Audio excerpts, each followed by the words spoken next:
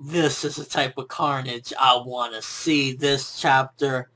Oh my gosh, Hitsugaya. Let's go.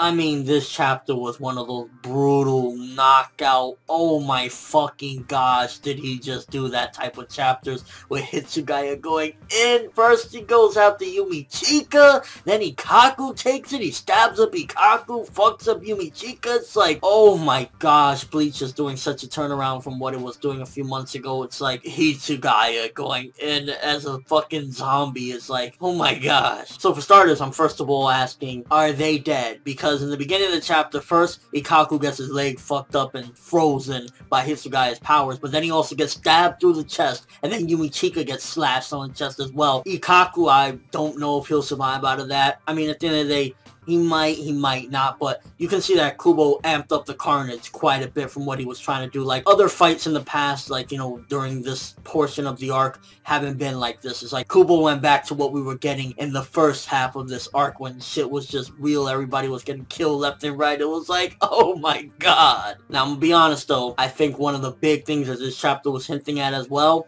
is more than likely Hitsugaya will return to his normal self at some given point, because he was turned into a zombie prior to death. So what I'm guessing is there's a huge possibility that what happened is basically she used her blood on him before he died, so he's still technically alive. It's just that she's controlling him, and I think that that's what this chapter, because it was mentioned multiple times during this chapter, oh no, I turned him into a zombie before he died because he could move better. And while, yeah, okay, he can move better, at the end of the day, with what Mayuri was saying at the end of this chapter, I got lots of medicines I want to use for you, more than likely means that at some given point, probably after this fight or during this fight, he's going to use some sort of techniques to make Hitsugaya snap back to reality. And if that is going to happen, while it was shocking and he did fucking do some numbers, so it wasn't a waste at all, because I mean, look at the body count already in the beginning of this chapter, I would like to see at the very least when he goes up against Mayuri, I want to see at this particular point, because for the most part, Mayuri has always been boss, and Mayuri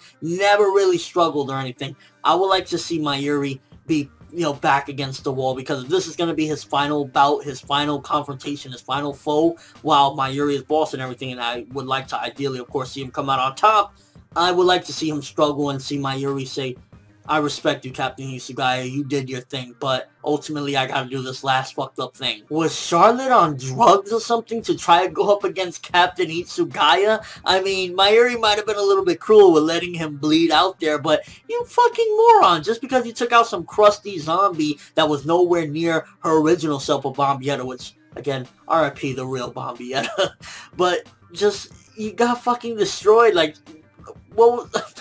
Fucking Charlotte, you're crusty for life. You were crusty before, you're crusty now. And Mayuri, while it was a little bit too cruel, I'm gonna leave you bleed out, I don't give a fuck about you.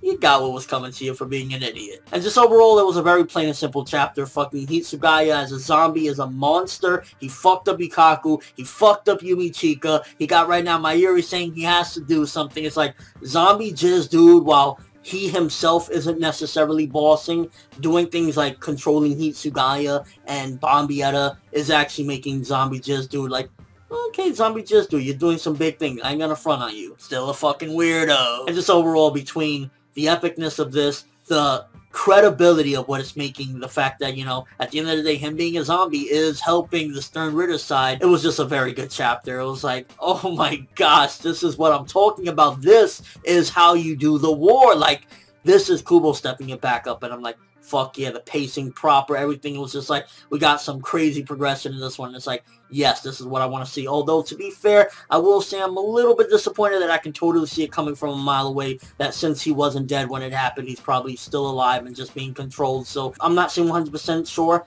but you can expect probably Hitsugaya to be snapped back to his senses at some given point, whether it be during this fight, at the end of this arc, at the end of the series, whatever.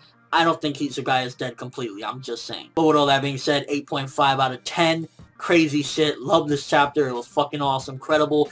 Good progression. And it's just like, is Ikkaku and Yumichika down for the count? Keep doing this shit, Kubo. Let me know what you thought of the chapter. Did you think it was Beast? Do you think that this was subliminally hinting that, yeah, Hitsugaya is gonna return at some given point because he wasn't dead? And just your overall thoughts on the badness. It's like, it takes a fucking zombie jizz dude to crank shit up. But that's all I have for this review. Thanks for watching. Hope you enjoyed. If you liked anything I had to say or enjoyed the video, drop me a like. I'd greatly appreciate it. And if you haven't subscribed, you can do so as well. That'd be awesome. I'm ForneverWorld, and as always, people, have an awesome day.